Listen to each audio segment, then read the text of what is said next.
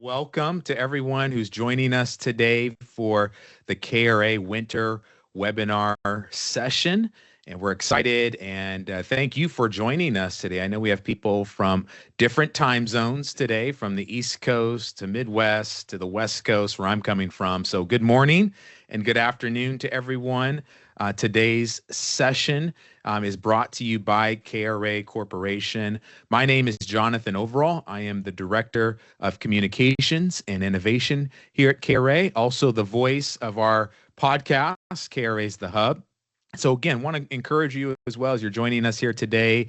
You can follow us on social media through our LinkedIn page. We are on YouTube, and not only are we offering content through our podcast, through our newsletter on a monthly basis, but we're also uploading these series, these sessions as part of this series to our YouTube page several days after the event. So again, want to welcome all of you that are joining us today. I want to preface at the beginning that today this is a 90-minute session. And so we have some great content and some great insights to be shared with you today by our team, which I will hand it off to in just a moment. And I also want to tell you, make sure that you stay until the end, because at the very end of this session today, we actually are giving away some prizes, and we're going to have a raffle of the folks that are actually currently present. And so we want to make sure you stay to the end of that to be a part and to be considered for that raffle here at the end today. As you're jumping on, also put into the chat your organization, what state you're joining us from. I know over the first couple of sessions, we've had people joining us from over 12 states during this call. So we want to get to know you and where you're coming from today as well. And lastly, we do have a few polling questions that we just want to get a sense of where you're coming from in terms of your role, even the topics that are at hand today in our session. And so I want to turn it over to Ryan Rand, who's going to pull up our polling questions. Hello, everybody. You should see those polls pop up on your screen shortly. They're also available in the chat. They should pop up there if they don't immediately pop up on your screen. But we have 3 polls today as a little introductory kind of get to know the people that are currently on the call with us. So the first one that I'll send out to you right now is, which best describes your current role? There is an other option if none of these options describe your current role. If that's the case for you, let us know in the chat what your role is. We also, again, would love for you to share in the chat where you're joining from. And we will continue through a couple more questions here. In addition to that poll about your role, the next will be, at what level do you primarily work with contracts, grants, and budgets?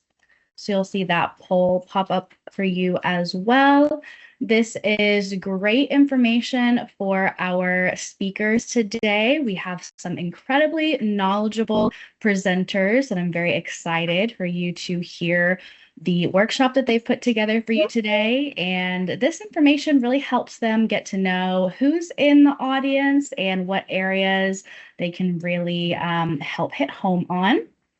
And similarly, our last poll that I'll send out to you now is, what is your biggest challenge related to fiscal management today? Now, these second 2 polls don't have an other option. If that's the case for you, that none of these options, you don't see that any of these really align with you, again, go ahead and put that in the chat. What is a fiscal management related challenge for you today? And what is your involvement in the Fiscal Management 101 process?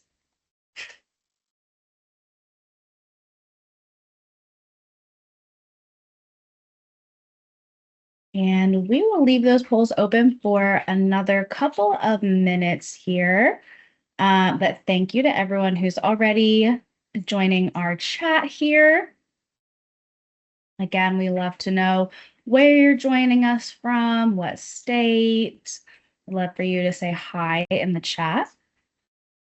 And I think we'll leave those polls open another couple minutes here, and I'll go ahead and pass it over to Jonathan if you want to move forward, or if we want to go back to the polls at any point, you just let me know. All right. Well, thank you, Ryan. And as Ryan mentioned, today's topic is around Fiscal Management 101. And we're going to emphasize compliance, efficiency, and impact. And as Ryan mentioned, that our speakers today come from KRA directly, and their subject matter expertise is really in leading organizational fiscal management, day-to-day operations, as well as the strategic end of fiscal management. And as we look forward to the future, now none of us has a crystal ball. We can't predict the future, but we know that in these times there is some uncertainty in the world of human services, workforce services, around funding. But we want to provide insights both on the practical, day-to-day, strategic, innovative, as well as a look towards the future. Ryan, if we do have some of the results, maybe we could show some of those on the screen just before I introduce our speakers, just to kind of get a sense of what the responses are thus far. I would have to close the polls to share those Okay. on the screen.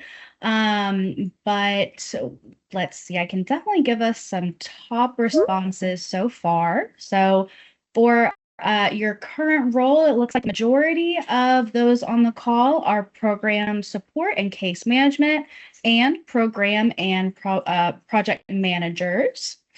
Those are our top two responses. And then at what level do you primarily work with contracts, grants, and budgets? Looks like our top two responses here are I manage parts of a contract or grant or budget. And tied for top response is also I have limited or indirect involvement.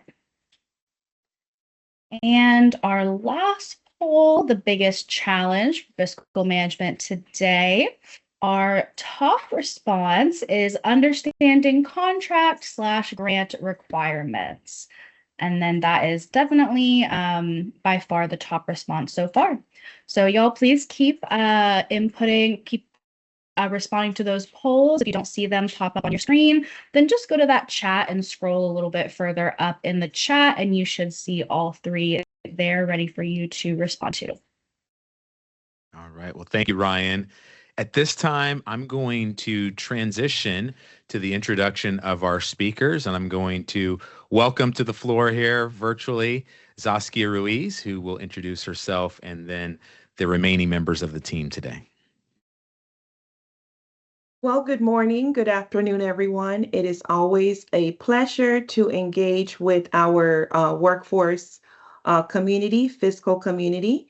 I am Saskia Ruiz, currently serving as Executive Vice President and Chief Operating Officer. I've been with the company now 9 years. My background is in business administration, business management, definitely with a focus in accounting and fiscal compliance. In my current role with KRA, I currently work closely overseeing our communications department, our human resources department, accounting and finance, and collaborating closely with business development and our operational department. So welcome, everyone. We value your feedback. So as we are presenting information, please feel free to share your best practices. Please feel free to use the chat to ask questions. We want to hear from you. We wanted this to be more of a conversation than a lecture. So we don't want to get hung up on terminology. We want to make sure that you come out of this presentation with some practical steps and strategies that can help you enhance what you're doing on a daily basis, or just enhance your understanding of how fiscal management fits into an organization. And with that, I'll pass it over to Cecilia. Hi, everyone. Good afternoon. Good morning. I am Cecilia Parbulan, the Compliance and Budget Services Manager here at KRA Corporation, with over 10 years of experience in compliance, financial management, and the administration of federal and local grants in workforce services as well as other industries. My role includes overseeing our grant and budget services department, monitoring compliance requirements, and supporting sound financial practices. Prior to KRA, I worked for our local county workforce board and eventually transitioned with KRA approximately about 8 years ago. I enjoy working with numbers, and managing grants do provide a good balance of structure and challenge. With that, I'll hand it over to Patrick. Thank you, Cecilia. I'm Patrick Boxall, Executive Vice President and CSO with KRA. I also like working with numbers, by the way. There's a common theme here.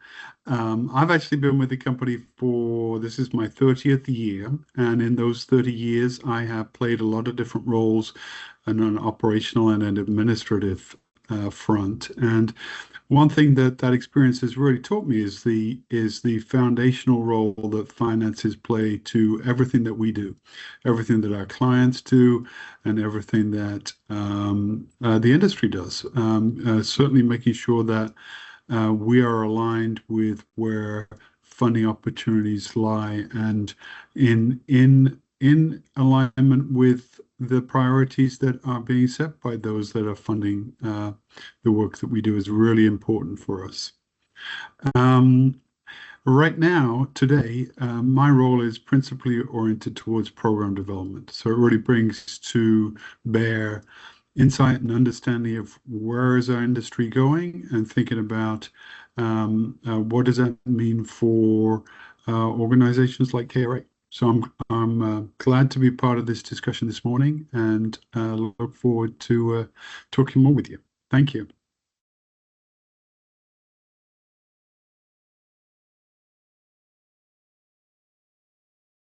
Okay, so what we have prepared for you today is a short agenda.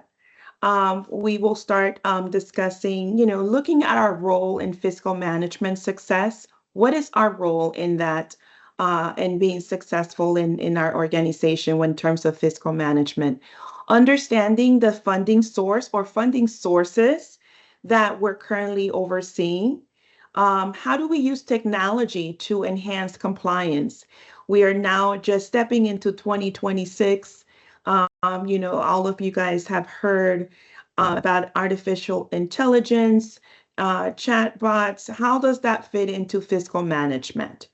We're going to have some time to explore into that. Understanding your budget. And this is one part, I always hear people that either like numbers like Cecilia and Patrick, they like the numbers, or have people that tell me, when I see numbers, I get nervous. They want to see text, or they want to have conversations. So we'll try to have a balance for all, a little bit of numbers, data, a little bit of text, a little bit of, explaining and conversations around managing the budget.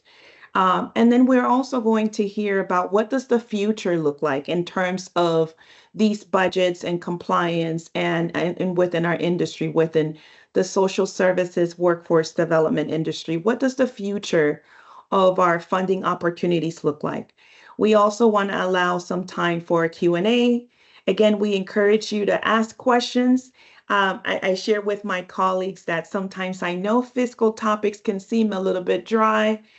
We will try our best to make it as engaging, but also informative for you. But we really look forward to your feedback, your comments, your questions, or anything. And if you don't have questions, anything that you're finding helpful throughout the presentation, we would certainly value that. So feel free to use the chat. Feel free to use the reaction buttons at the top. We are in Teams. We're in the world of Teams. So please feel free to use those features. Next slide, please. So first, First stop is we need to start with ourselves, understanding what role do we play in fiscal management success. As each one of us introduced ourselves this morning, we all play some type of role. Even Jonathan, he's not in the fiscal department per se, but as the director of communications and innovations, he incurs expenditures. He needs to know what his budget may be for certain initiatives, right? So we all have some type of role in fiscal management success. And so let's explore a little bit more of that. Next slide, Jonathan. So understanding our role. So when we look at our job description, if we are a director, a case manager, fiscal staff, somewhere in our job description, if you pay close attention, there may be some words related to fiscal management. And you may be responsible for managing a training budget. You may be responsible for managing a budget for a location that provides services. You may be responsible for tracking expenditures or reporting those expenditures. So understanding what is our role. So if we take a step back and we think about what is our role, my role in this organization presently is to ensure that things are functioning, things are working. Once you get to a chief financial officer, executive vice president, we don't have the luxury to touch every single transaction. It comes with developing our team, developing sound procedures that we can feel confident that things are happening. So again, looking at your goals, what is your job description? What is your current assignment within your organization? And how does that align with the goals of the organization? Looking at your organization, now first we look at ourselves, then we look at the organization that we work with. What is the mission? The mission of KRA is basically to develop workers and prepare them for opportunities, employment opportunities. And developing workers, whether it's our own employees or those in the community, costs money. Things cost money. So it costs money for us to be able to accomplish our mission. Someone said in one interview, they said, no money, no mission, right? And that kind of stuck with me, even though we are in the social services area, we're in the services of helping people connect with employment. We need resources in order to do that. We need effective use of resources in order for our mission to come to life.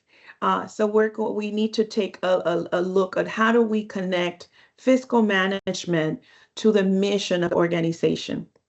And that includes, in some cases, saving strategies, some cases that includes maximizing financial opportunities. So looking at what do we have to do to ensure that we are aligned with the mission. Next is looking at, this work cannot be done in silos. So looking at inside of the organization, who are the collaborators? If I'm not in the fiscal accounting office, I want to get to know the fiscal people. Who's processing payments? Who's managing the budget? Who makes financial decisions? Who signs the contracts? Who can approve a budget modification? And outside of the organization, there are times where we're, again, going back to KRA's mission, we're interested in developing workers. But that may require for us to partner with local organizations that maybe can help us with barriers. So maybe we partner with an organization that can provide childcare or can provide, tattoo removal, whatever the case may be. And they're adding a value.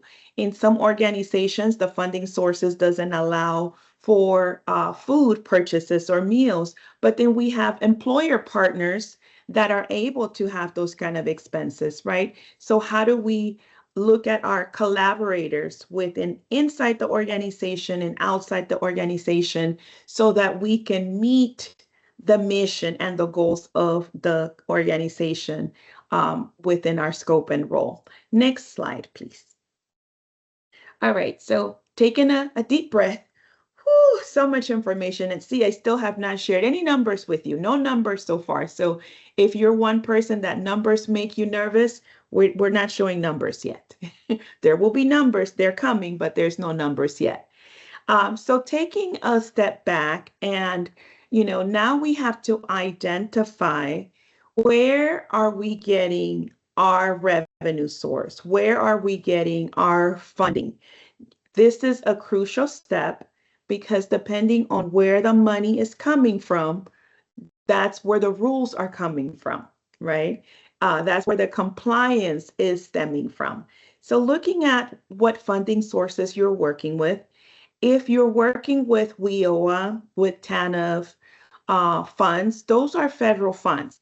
Now, you may have received those through a state or a local government, if you're a recipient like KRA, a local provider of workforce development services. You may have your agreement may be with a local workforce board, your agreement may be with a state, but those funds originated from the federal budget. So if you are not so exposed to fiscal management, this is an important step for you. Looking at what funding source you're working with and tracing that if that funding source stems from a federal budget. If it does, then we're going to have to go to door number 2. If it doesn't, we enter through a different door. And by a door, I mean a door of rules and compliance and reporting requirements. So it's important to know. So if you could use the chat and let me know if you are a subrecipient, are you working for a local workforce board? Are you with a state or are you working with the feds? Or are you working for like a subrecipient, a nonprofit, or any other type of entity? So let's define what type of organization we're working with. So if you could use the chat and let me know what organization are you currently working with? Second question would be, what type of funding sources do you have in your company's portfolio? Do you have federal funds, state funds, or local funds? So if we could use the chat to answer some of those questions, that would be great. All right, so we have nonprofit, state-funded grant program. We have Chris coming from a local workforce board. We have a state. We have a subrecipient contracted through the state WIOA board using federal funds. We are federal and state funding, another nonprofit. Okay, federal funding for WIOA Title I and Title III.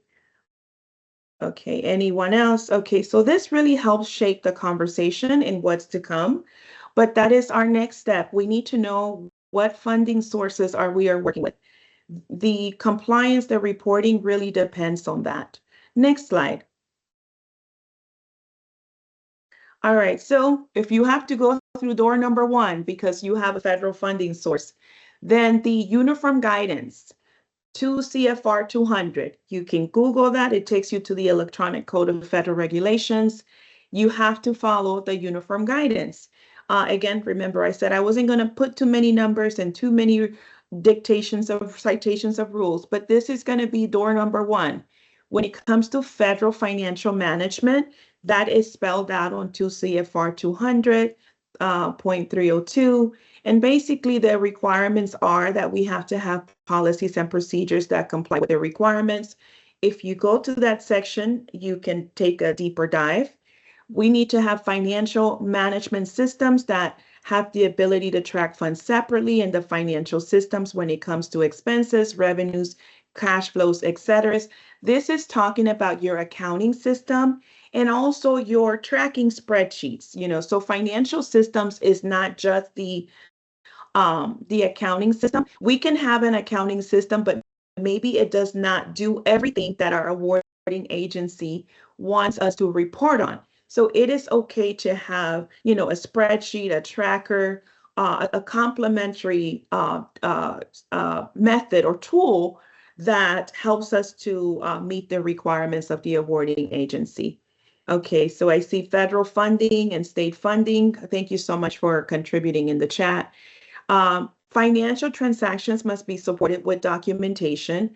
Again, we don't get to just make transactions. We have to make sure that we have the documentation. If we're issuing someone a transportation stipend or allowance, we want to make sure that we have the documentation for that. If we're paying payroll, we want to make sure that we have documentation related to the hours that are being charged to that funding source. Internal controls, when we're talking about internal controls, we're talking about safeguarding assets and also personal identifiable information, sensitive information. In the world of, hackers, we want to make sure that we have strong internal controls where everyone has an individual username and password to access a system, where we have things that have value that are stored in a safe, fireproof safe.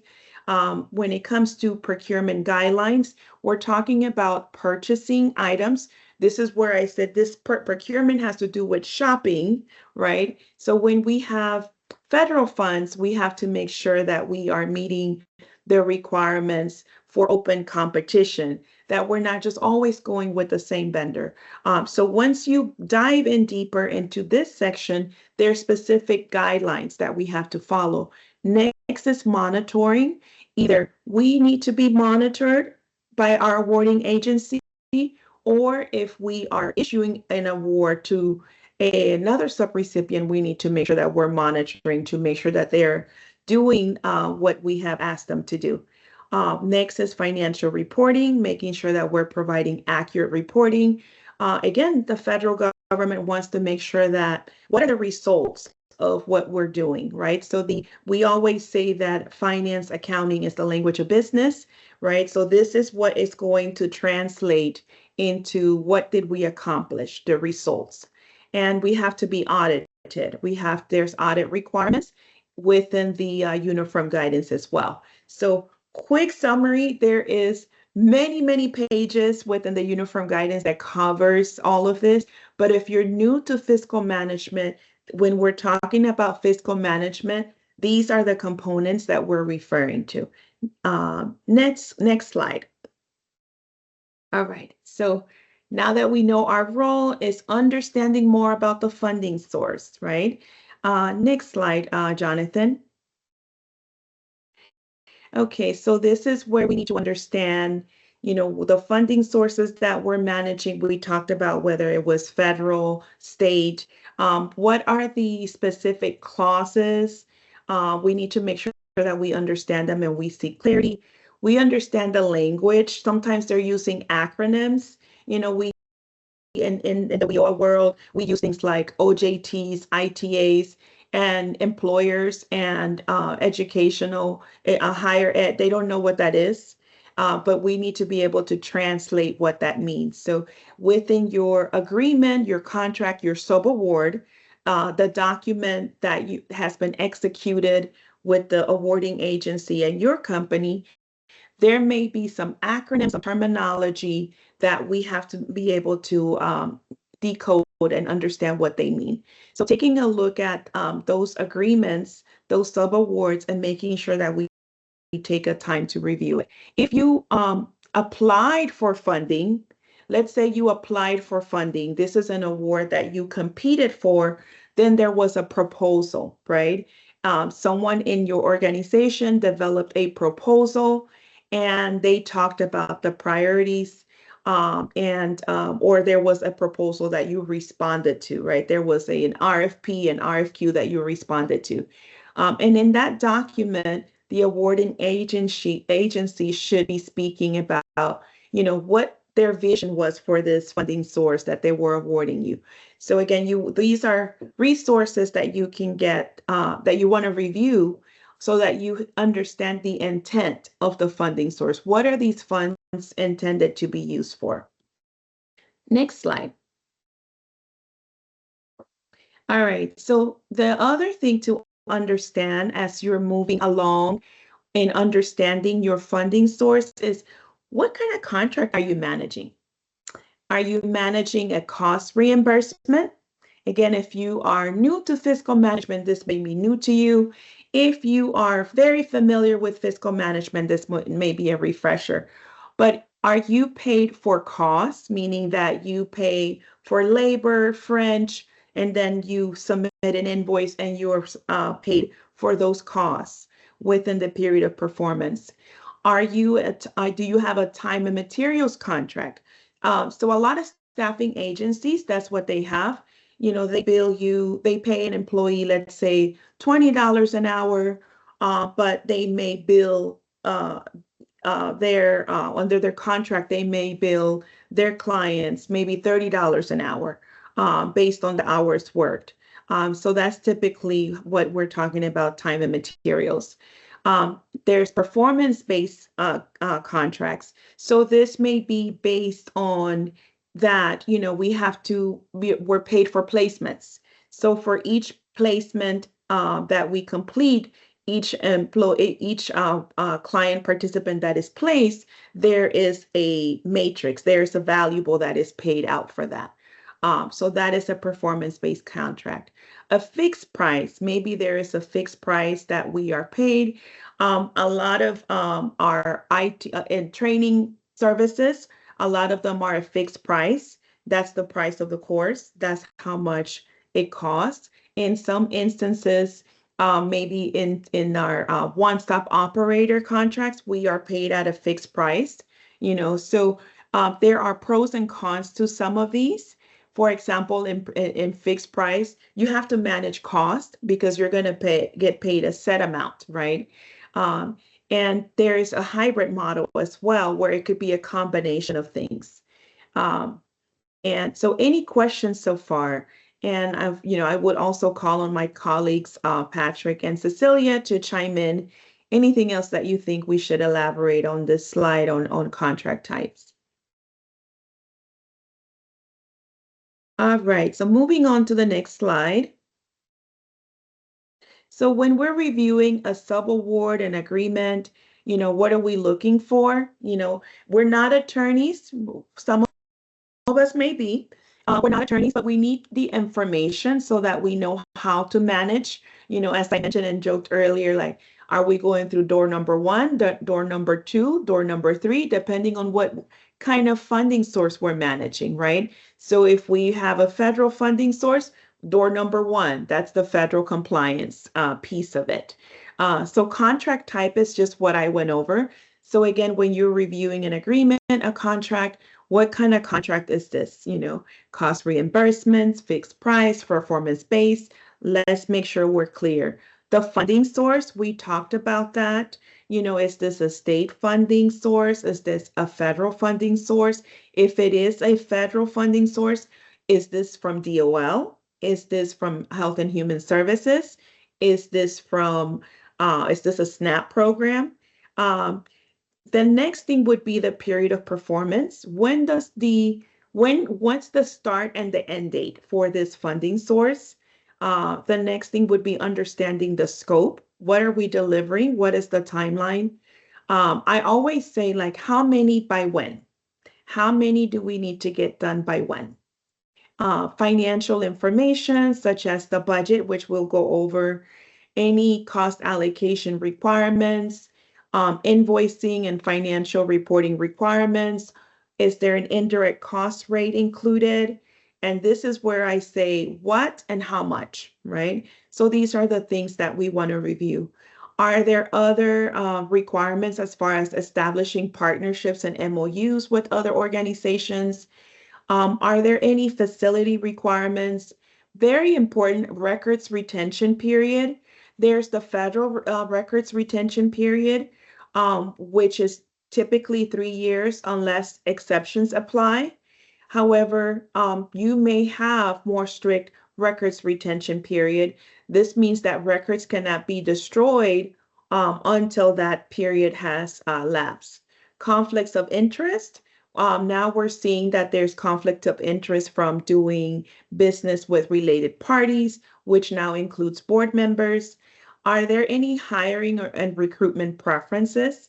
We have some contracts where they require for us to hire or recruit within that city, within that vicinity, within that within that location, within that area. So some states require that, they may have an agreement that 50% of the people that can work on this funding source have to live within a 50-mile radius or within the city limits. And then other conditions. So if you like to use the chat, what other things would you say we need to make sure that we're mindful for, or we need to review when we are reviewing an agreement, a subaward? What other meaningful information would we want to highlight? And again, you can do it old-fashioned way where you print it out and you take a highlighter and you highlight it, or you can do it online. You can do it on your screen, right? If it's PDF, you take a highlighter and just highlight these important things. We can also talk about using Copilot or Chat GPT to kind of extract these elements from an award, right? So it can give us a recap of what are the most important things that we need to know within an agreement or a subaward. All right, next slide. All right, so now we're moving into technology. How do we use technology to kind of help us condense all of this information that can be overwhelming, can be so much information? So how do we use technology for this? Next slide.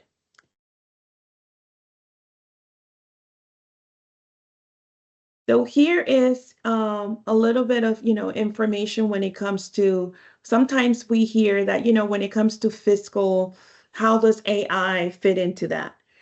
And again, AI is able to give us, timely guidance.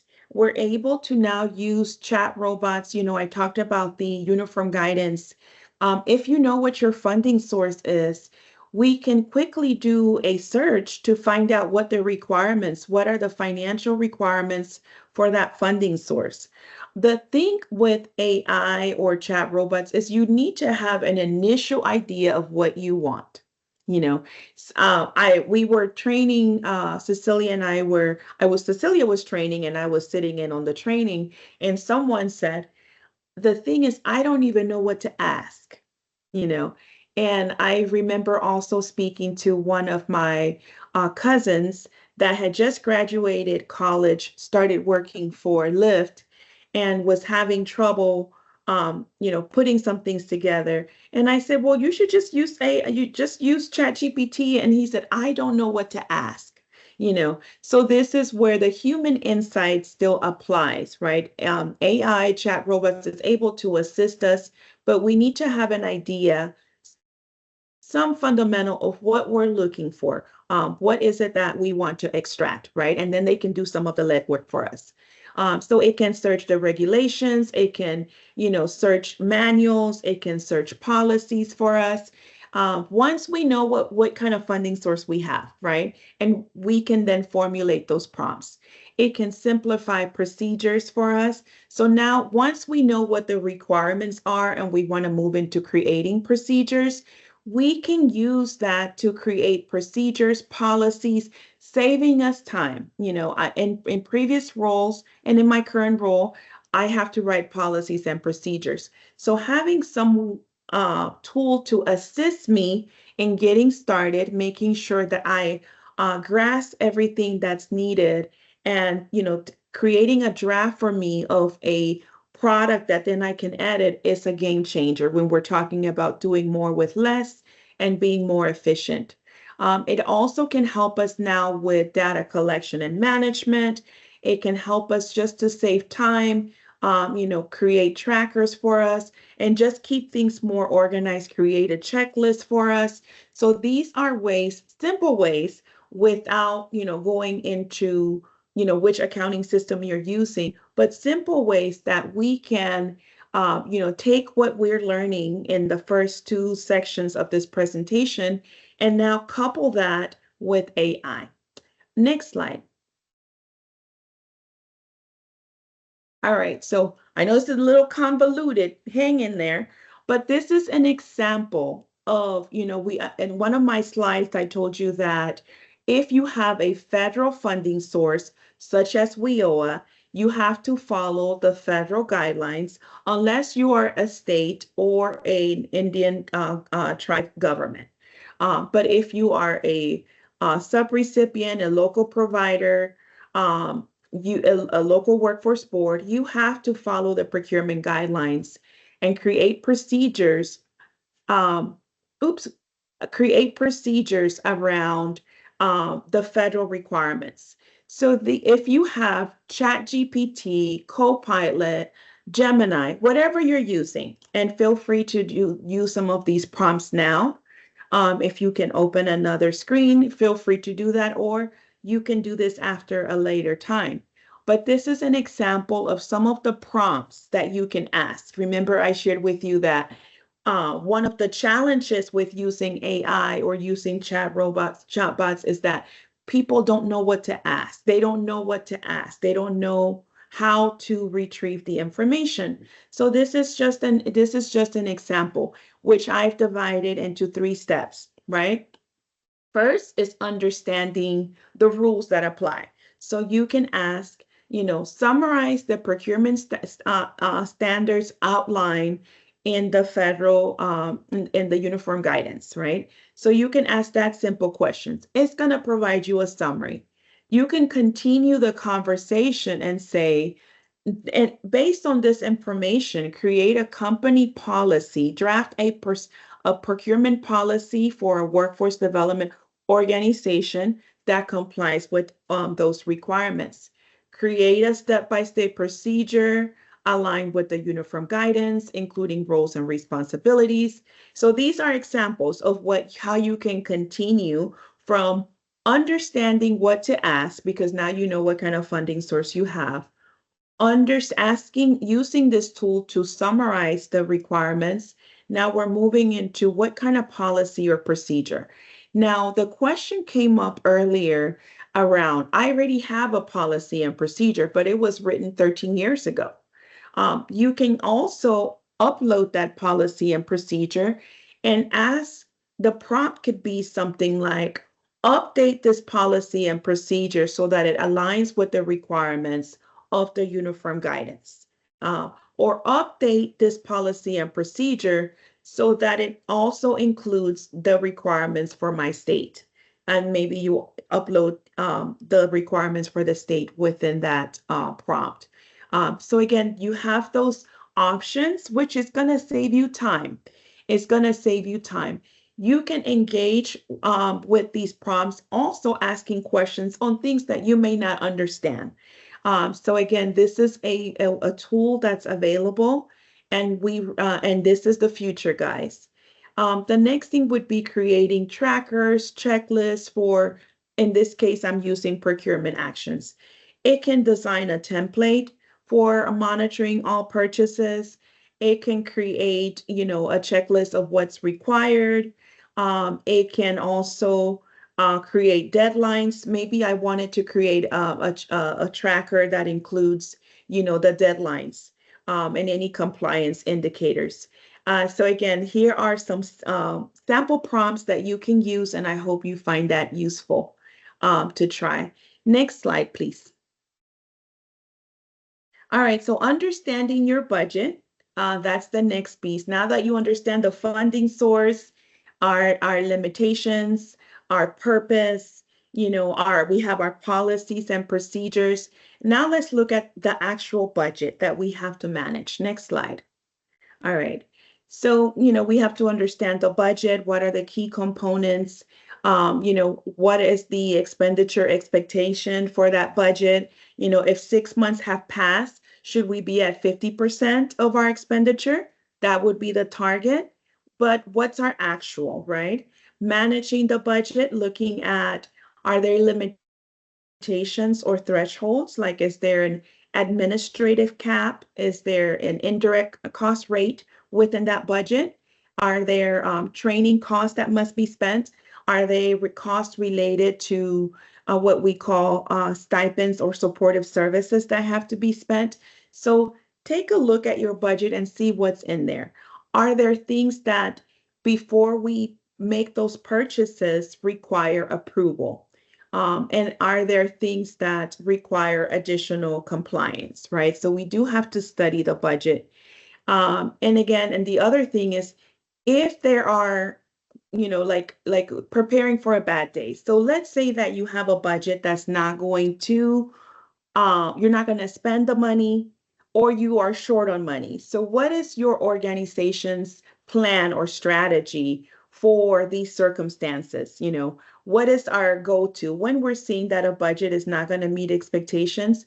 What should be our go to? Like, so we want to think about that before we start managing a budget. What is our go to strategy if we are, managing a budget and it's not going well? What is our next step? What is our company protocol for that? Are we speaking to leadership first? Are we going to the awarding agency? Are we going to have to do some trimming of costs? So what is our go-to strategies when a budget's not doing well? Next slide. All right, so budget cycle key phases. So typically, if you are a organization that you had to compete for the funding source, you had to develop a budget when you responded for an RFP. Then there is the negotiation of the budget once you are the selected bidder. So you are negotiating the budget gets approved. And the third phase is basically when you have to do a budget modification.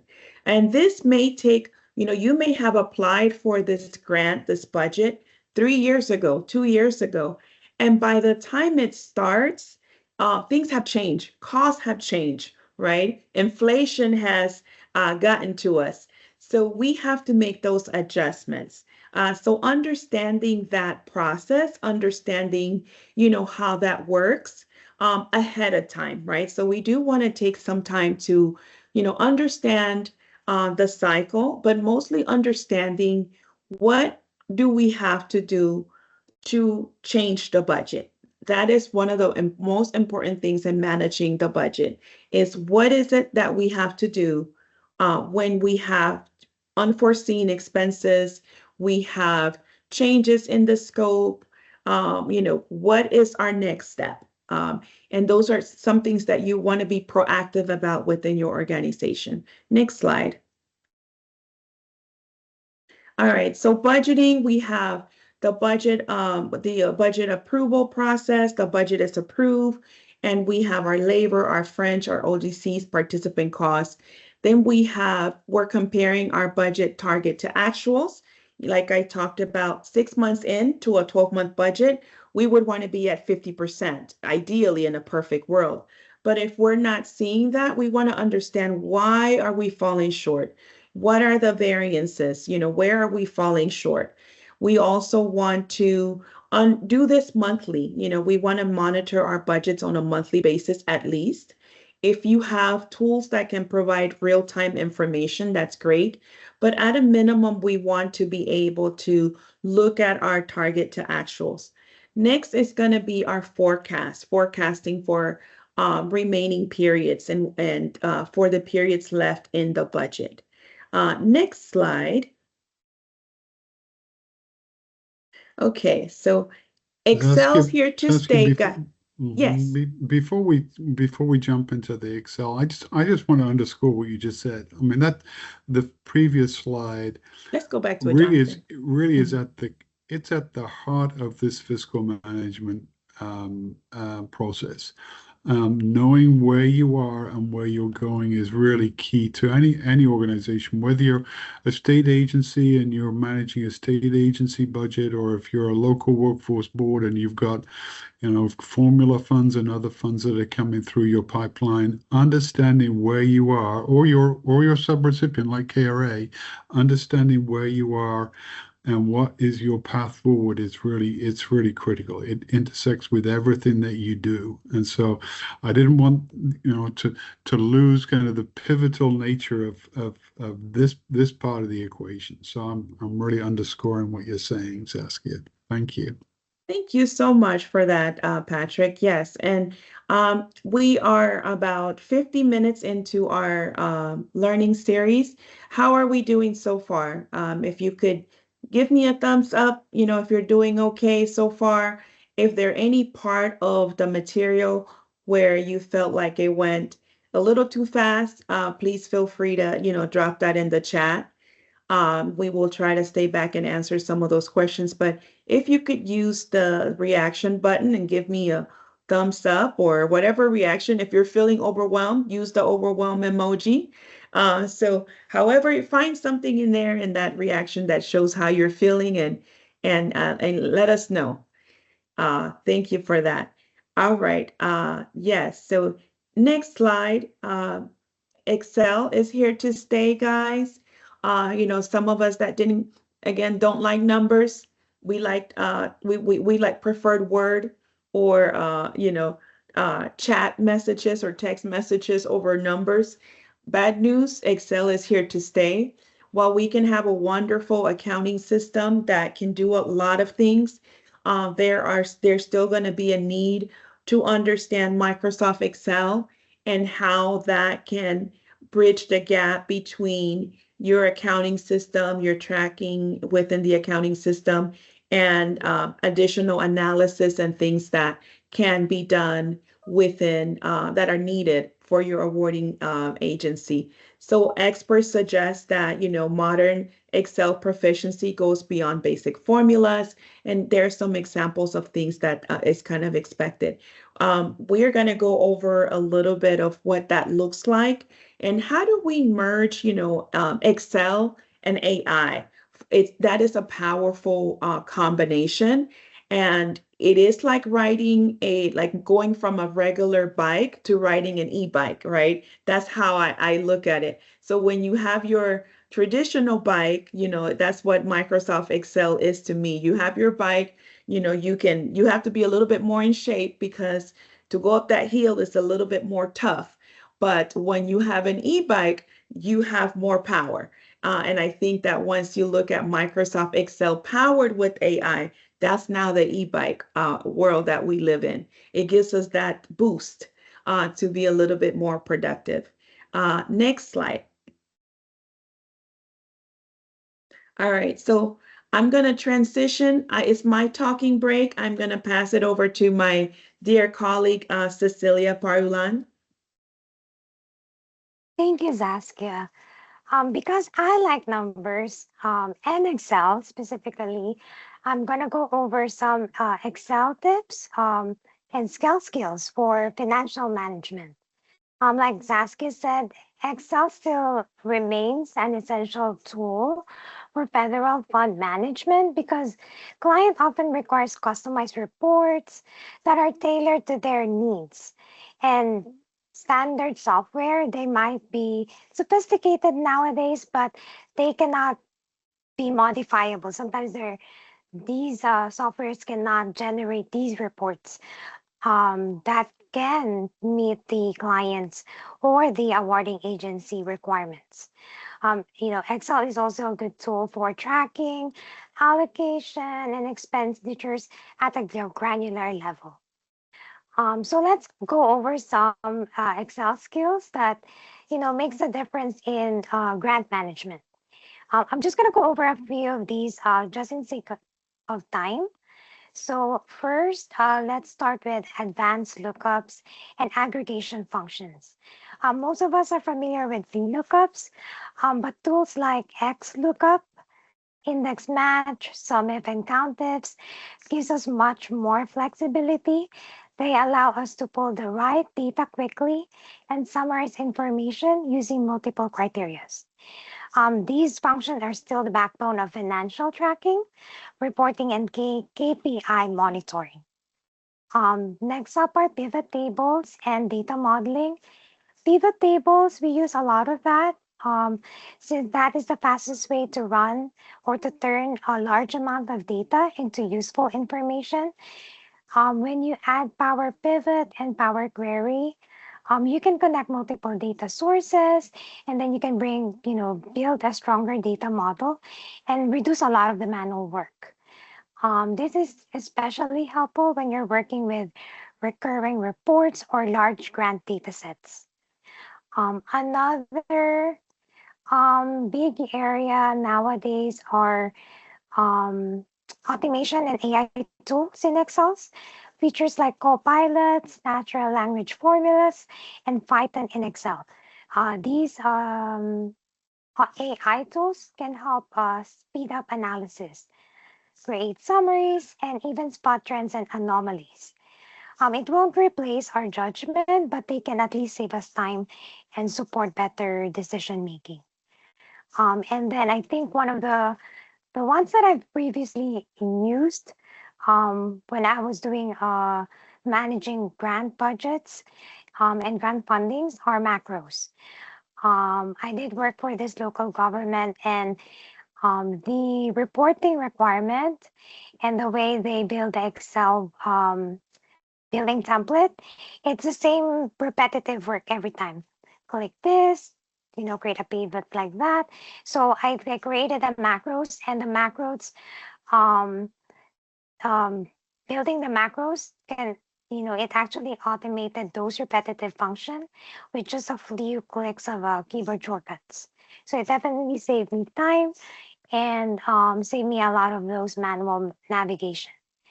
And then finally, let's talk about efficiency in that last bullet item and professional design on those Excel workbooks. So simple things like keyboard shortcuts, tables, name ranges, conditional formatting, audit tools, they can make your work clearer and easier for your audience to understand what is presented in your Excel spreadsheets. So in summary, these Excel skills aren't making things more complicated. They are actually making our work more accurate, efficient, and manageable. Like small improvements in how we use Excel can really have a big impact on fiscal management and compliance. So I'm gonna be Jonathan, if you can go to the next slide. And then I'm going to be sharing my screen so that we can walk through an example. And it's going to be a lot of numbers. But like I said, let's make it simpler. Okay. So here is a sample that shows how Microsoft Excel can help you monitor a client's budget. This example will demonstrate how you can track budget data from your accounting system. We can't see your screen yet, Cecilia. Oh, I'm sorry. I am scared sharing it. And according to my window, it is sharing. So let me stop share and then repeat that again. I'm not sure if it has something to do with my setup as a presenter. Can you see it now?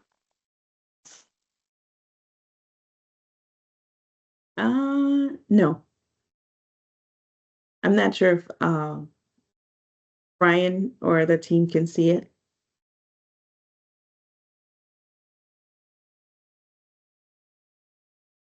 Anybody else can see the screen? Is it just Saskia or is it everyone? No, I don't see it either coming through on my side, Cecilia. Okay, so let's check how I can go around. Let me.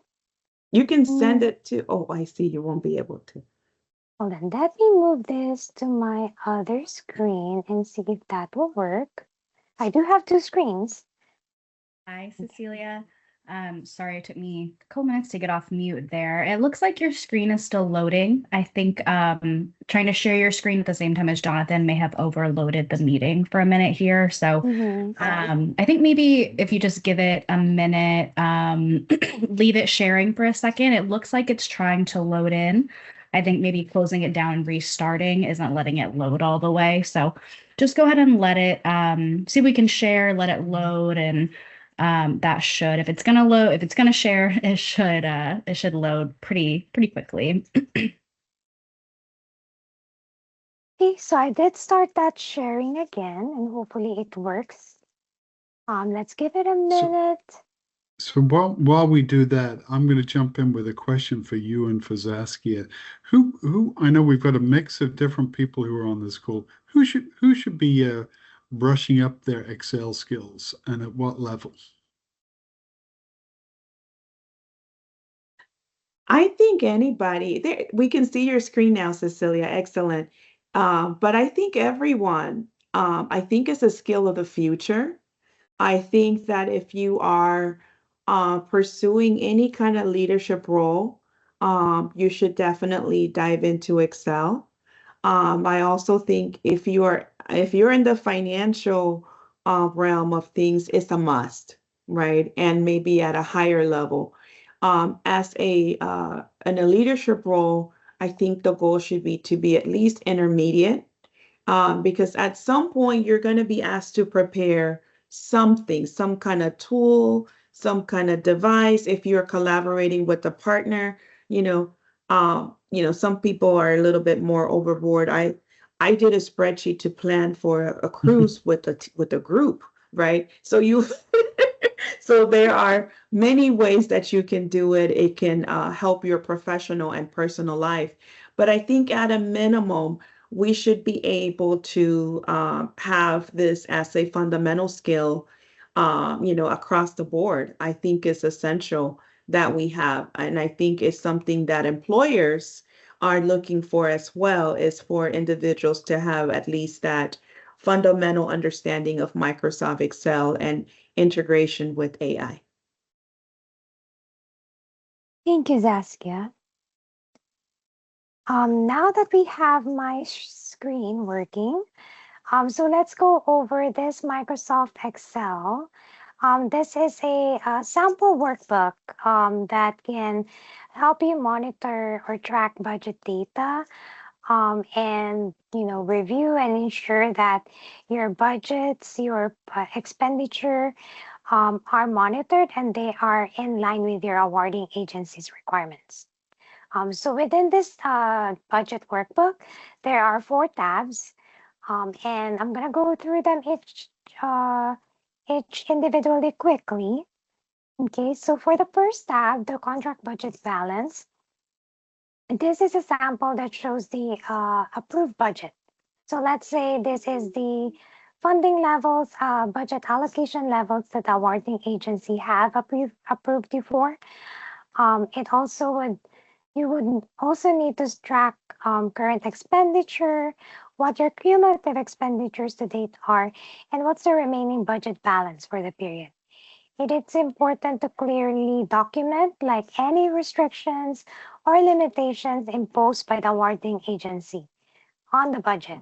So example of these restrictions are shown here. So like, let's say, for instance, for this one, the awarding agency requires that you need to expend at least 30% of the adult and dislocated worker formula funds towards training services. So that budget and that expenditure needs to be needs to meet that 30% requirement. Administrative indirect charges shall not exceed 15%. And then most of the time when we go over our budget line, some agencies, they have flexibilities that will allow you to go over 20% without a prior approval or without requiring a formal modification request. And then lastly, the most important, I think, is knowing the period of performance, ensuring that all of your expenditures are incurred and billed within that period of performance. Okay, so for this tab, I did put in some conditional formatting just to alert me, to flag me any areas where spending is approaching or exceeding the allowable limits. So it looks like I overspent 45% in this area, meaning that I might most likely need to request for a budget modification to the awarding agency. Okay, I'm gonna skip the CTC summary for now. Let's jump into the combined input and CTC report. CTC acronym means cost to complete. So this tab, this one will show all the expenditures for the program. The data included here are pulled from the accounting system. So you have your actual cost for each period. The same thing with how you're gonna forecast. Um, what are your forecasted costs for the remainder of the contract year? Okay. For this tab, it will allow us to review actual spending, forecasted future costs, and then we are using some formulas to pull in actual data. Okay, that is from your accounting system. So some ifs are with those conditions, criterias are a must. That is, I think, one of the mostly used formulas when it comes to financial reporting. And also I did have some conditional formatting similar to what I had on the budget balance tab, just to see where I'm overspending and then where and what budget line items I am looking into not fully spending at the contract year end. Okay. Celia, I think unfortunately the workbook is not allowing you to move between tabs. So it's kind of stuck on the contract budget balance. Oh, I apologize for that. Technological inefficiencies, right? Sometimes technology doesn't work as fast as we are. So hopefully it does work, but the tab that I'm going over, it's just listing out all of your actual expenditures per month and then your forecasted cost, because you need to know.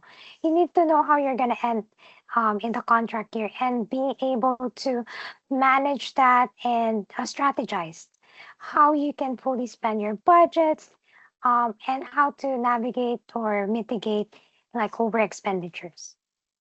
Let me know if the screen did change or not.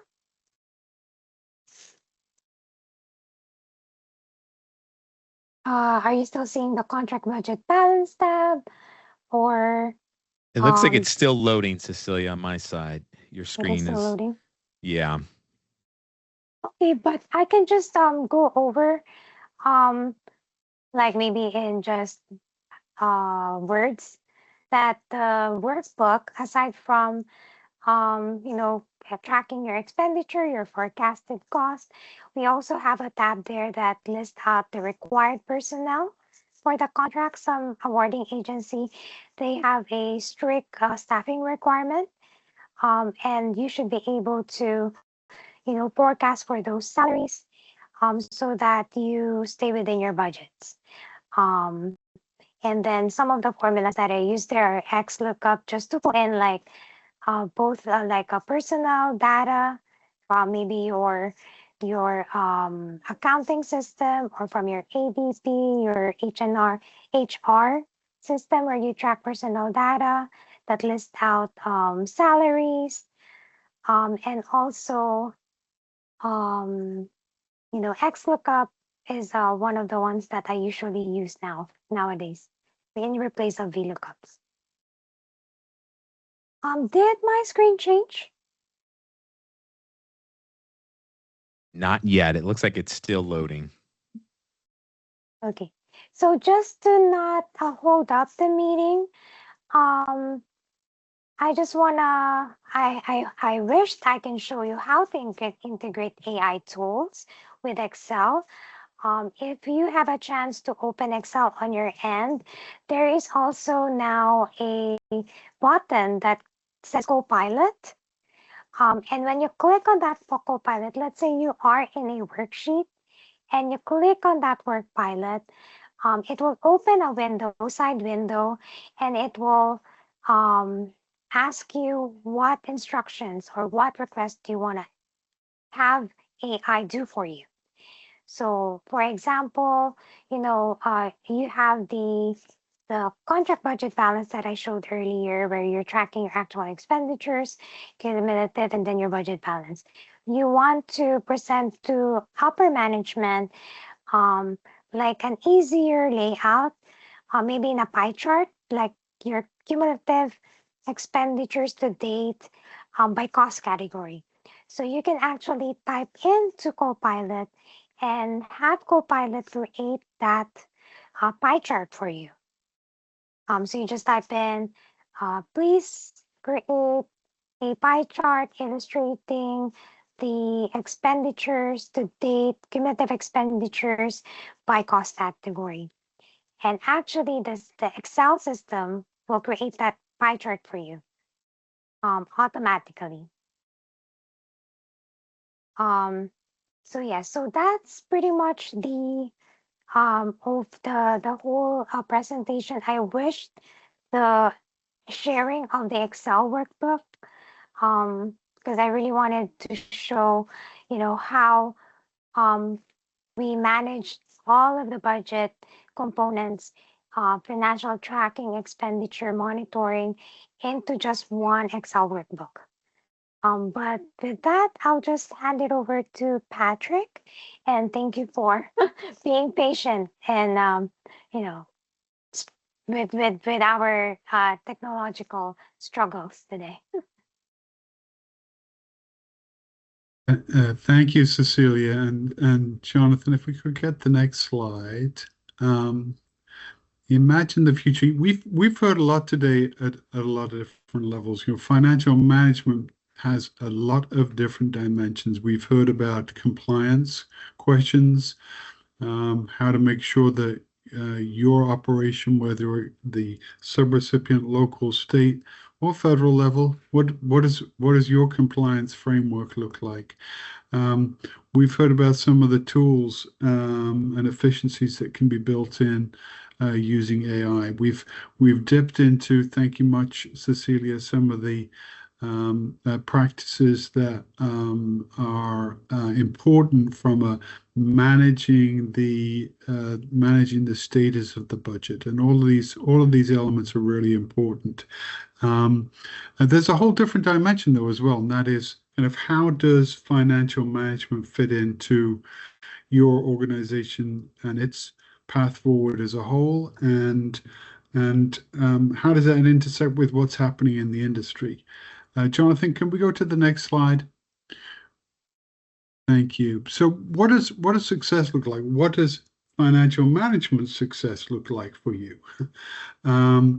Yes, it's all of the things that I mentioned just now in terms of the different components, but it's also understanding how the financial results that you have intersect with the operational results that you're trying to achieve. And we talked a good deal about making sure you're on budget and so on and so forth. This is I want to underscore, and I know I piped up earlier in the presentation around tracking where you are from a budget standpoint, but this is really important. We know that in the public workforce system, we are entrusted with public funds to maximize the impact for the businesses and job seekers that we support. And certainly the management of those funds and the appropriate management of those funds is really critical, both from making sure that we're not going over budget, but also in terms of making sure that we are spending the resources, investing the funds that we've been entrusted with. We don't want to, and I'm sure any others on the call don't want to be in a position where funds go unutilized, where we don't take advantage of that opportunity to have the impact that we can as an organization. Financial management is also really important from an internal perspective in terms of what is your organization, how is it going to continue to evolve? We know, again, whether you're at the federal, state, local, or subrecipient level, making sure that you've got good financial management practices is really important to build your own organization and grow that sustainability over time. And then the other dimension here is really continuous quality improvement, and that is making sure that you have an opportunity to continually look at how you are managing funds to make sure that if there are shortcomings, if there are things that you would like to do better or differently, that you build in the opportunity to do that and build a framework, a policy and procedure framework that makes sure that you're able to fulfill that objective. Don't keep looking at the same results without doing anything and expect a different outcome. And so it's really important to practice that CQI in the financial management arena as well, of course. Jonathan, next slide. Related to this dimension, of course, knowing what financial management success looks like for you right now is really important. But the other dimension here is looking forward and thinking about what's changing in our industry and how do you need to bear that in mind when it comes to managing the finances of your organization or individual contract opportunities or grant opportunities. And there are lots of things that are underway. We know, each of us on the school know very, very well that there is a lot changing in our world right now. And all of these elements we really need to keep in mind. And so certainly the funding outlook and trends are, there's a lot of uncertainty right now. I think, Zaskia, you probably said at the top of the session, nobody has a crystal ball, and that is absolutely certain in the funding environment that we're operating in at this juncture. We don't know what's going to happen in terms of reauthorization or refashioning of WIOA and other funding streams at the federal level, and what impact those are going to have specifically on the work that we do, whether that's a level of funding or specific directives in terms of how funds that are provided from the federal government on through the state, locals, into subrecipients, what those parameters look like and expectations and requirements. Those are all changing. One thing's for sure from my perspective, and that is that we're going to experience diversification of funding. I think it is imperative on each of the levels of this particular system that we think about where do we find and how do we bring to bear additional, alternate and additional sources of funding, whether they be from elsewhere within the public sector, thinking about private funding for the work that we do, as well as other grant and related opportunities. All really important to think about from an overall organizational financial management perspective. Doing more with less. One thing is very likely that resources are going to become scarcer for certain investments that we're trying to make. And we had a colleague once upon a time who said, well, I can't do more for less, I can do less for less. I don't know. I think we need to update that particular statement, in that we have a lot of do have a lot of tools. We've talked a good deal about AI today, but leveraging technology as a whole and rethinking the way that we do our work is really important in terms of making sure that we are, as an industry, as efficient as possible in terms of deploying and conducting the work that our funding organizations ask us to do. That's really a really important dimension here. Emphasis on job placement and return on investment. Yes. As KRA enters into an agreement, there are usually a whole laundry list of expectations and requirements that come along with a particular funding award. And I'm sure whether you're at the state, federal, or local level and operating there, you experience the same. really comprehensive expectations and requirements. I think it's really important as we look at those requirements, we boil down and we make sure we understand what is really important in that framework and really raise that up in thinking about return on investment. And certainly facilitating that the connection between job seeker and employer is at the heart of what we do, and it is at the heart of the return on investment that we're able to demonstrate through our investment of the funds that are made available for us. It is, there's a lot of talk about what is the future for the public workforce sector, and I'm of the my personal opinion is that this requirement of employers and requirement of job seekers to facilitate the connection between those two supply and demand sides of the economy, that's not going away. No matter what changes occur at the federal, state, or local level, that expectation, that requirement is still going to exist. And so as we think about sustainability for the work that we do from a financial management perspective, I really think that we need to keep that at the fore of our thinking and think about blended funding models and strong partnerships with employers that are going to underscore that return on investment, the efficiency that we're able to accomplish within that changing funding framework.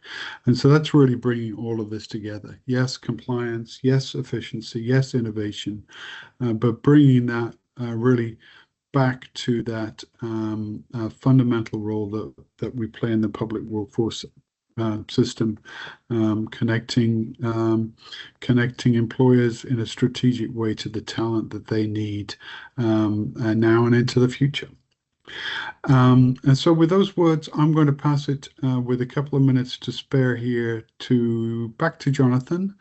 I think for some Q&As, some wrap-up opportunities here. Thank you.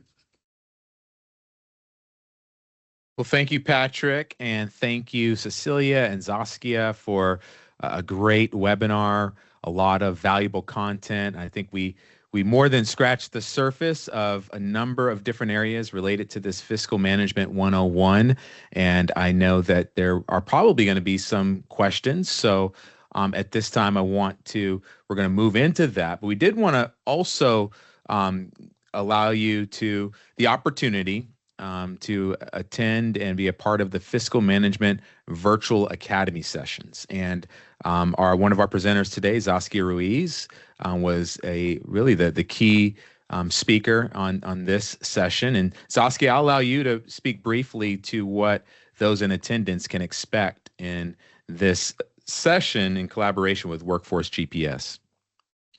Sure. Thank you, everyone, for hanging in there. For those of you that feel like you need more resources, you want to take a deeper dive into each component of fiscal management, there is already a training session. It's a total of 8 recorded sessions. If you scan that QR code, it will take you to the Workforce GPS section of the Next Level Now Collaborative. So again, for those of you looking for a deeper dive, looking for more resources, wanting to know specifically, regulations, where things are located, I know we cannot accomplish that in an hour and a half. So for those of you that want to continue, there's an 8-hour session. So this is the speed session. That one is an 8-hour session that takes you step by step by everything that you need to know about managing federal awards. So I just want to invite you to share that, scan that code, feel free to load that training, or feel free to share that with your board members or those that are new to fiscal and want to learn more about fiscal processes and expectations. Back to you, Jonathan. Thank you, Zaskia. All right, at this time, if you have questions, we would invite you to put those into the chat, and we'll take the questions one by one as they come through. Ryan, I actually, in my current setup, I don't have the chats coming up, but if questions come through, if you could field those for me. But again, if you guys have questions, comments related to today's topic for any of our presenters on any of the things that they brought up today, they're here to provide additional insight to those areas of comment and question.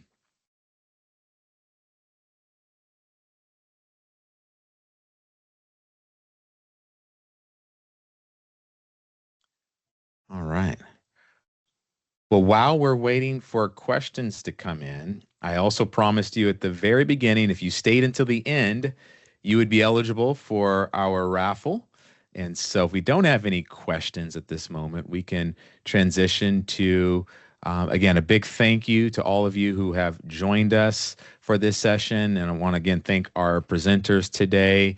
And we want to now move on to spin the wheel. So Ryan has a virtual wheel that she has entered all of the attendees today into the wheel. We're going to spin that and determine who our winners are of today's prizes. Can you hear me? Yes. Okay, perfect. Sorry, my mute button is taking a little while today. So I have just entered everyone into our spin the wheel. We originally were showing the spin the wheel, but it does seriously slow down the team's meeting. So I promise the wheel is actually spun. The names are random. But our two winners for today's session are Sandy Dobbins and Kathy Roche.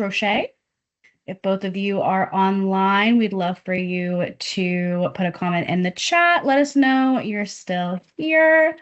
And then if you'll hang out at the end of the session here, once everyone has left, we'll give you some next steps on claiming that prize, really just getting that information to ship it to you. Awesome. Thank you, Ryan. And so for those of you that are curious, we have a book giveaway. And actually, I think it's several items, including some KRA swag that has our KRA brand. And it's our gift to you for joining us. And so want to thank you for that. As we mentioned throughout today's presentation, this is not only our opportunity to present a topic that is very valuable and necessary within workforce development, but it's our opportunity to hear from you. And so we want to hear from you through our survey, and you can use the QR code that's on the screen. Now, I know last time we had some issues with the link, but it is now working. So you can use this QR code to connect directly with our post-session survey. We value that feedback, we review it and incorporate that so that we can continually enhance what we offer to all of you through this webinar series. Also, we want you to stay tuned. Many of you have joined us throughout the sessions. This is our third session. We have two more to go. Our next session is going to be 2 weeks from today, January the 27th. The time is going to be a little bit earlier. For those of you on the East Coast, it will be at 12 o'clock Eastern, 11 Central, and 9 a.m. Pacific time. And that topic is from concept to culture. And our team is going to be here talking about launching a successful employee engagement committee. And that has been one of the earmarks of KRA, probably pre, during, and post-pandemic on engaging employees in that era. We've seen several almost generational shifts in terms of culture within the workforce nationwide. And KRA's Employee Engagement Committee was a critical part of success navigating that time period after the pandemic, engaging in a completely different area. So we're excited for that topic as our team shares insights on how to successfully launch an Employee Engagement Committee. And that is coming up on January the 27th. Also, today's conversation does not have to end. I know we wanted to leave room for comments, questions. You can continue to do so in the chat. We'll stay on even at the conclusion if anybody has questions. We also want to extend an opportunity we are offering no cost, what we're calling discovery sessions, designed for us to get to know you a little bit better. And if today's topic is of interest to you and you would like to further that conversation, we would like to hear from you and hear from you on your goals, challenges, priorities. Also explore how us as an organization, KRA, could potentially support you further in exploring unique solutions for your organization. And we have on our website and through our company, our services, direct consulting support. And so we have different options for different levels of support and different organizations. And we'd like to talk to you more if that's something, if this topic is of interest to you and you would like to continue that conversation, you can use this QR code, and this will take you directly to a link where you can fill out a form to register if you are interested in setting up one of those discovery sessions. And then lastly, again, we would love to talk with you more about different ways to partner. And myself and Patrick would like to make ourselves available to you. You can reach out to us directly at our email addresses that are listed here. You can also utilize the QR code on the left of the screen to reach out directly to our team that will field those requests and make sure that we get them. As we continue today's conversation, or if you've been a part of some of the other sessions, any of the topics on business services or leading your own leadership development program within your organization, we're here to support you and here to provide guidance in the best way that we can. Well, with that being said, that concludes today's winter webinar session. Again, want to thank you for sticking with us. I know we're just 3 minutes over our allotted 90-minute session time, but we look forward to you joining us in a couple of weeks, and we look forward to hearing from you, hopefully through our contact us link and through our survey. I want to wish everyone a great rest of your afternoon. Take care.